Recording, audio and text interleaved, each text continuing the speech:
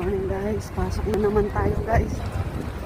Basta ganitong araw guys, punuan talaga.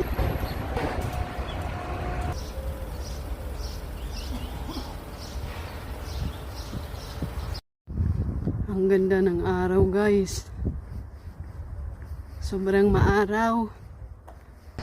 Sa mga nagtatanong pala guys kung kumikita na ba ako sa pagbablog, wala pa talaga guys.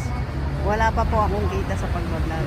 Kaya ako nagbablog kasi dyan ko nahanap yung kasayahan sa puso ko ba, na although busy ako sa araw-araw, na ipapakita ko sa inyo yung ano ko, yung buhay ko araw-araw, kung ano yung mga ginagawa ko.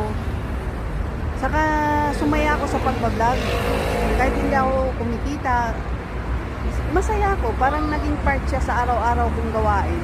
Naging naging masaya ako na nagbablog ako araw-araw. Tapos yung nababasa ko yung mga comment ng mga commenters na ingat ka kabayan, ang sipag-sipag mo naman, di ba nakakataba ng puso? Yung talagang inaabangan ko guys sa mga bawat upload ko, yung nila, yung mga comments, saka yung likes. Yun.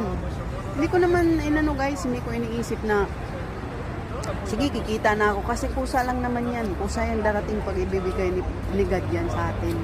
Huwag mo lang i-force, basta invest ka lang. Yung pag-vlog kasi parang nag-i-invest ka na itatanim mo, tapos aanihin mo in the future. Malay naman natin sa pag-vlog ko naman, hindi natin alam ang plano ni God.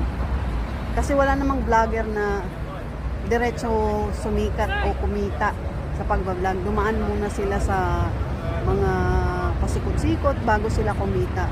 Kaya yun guys, ako naman ay sumaya sa pagbablog.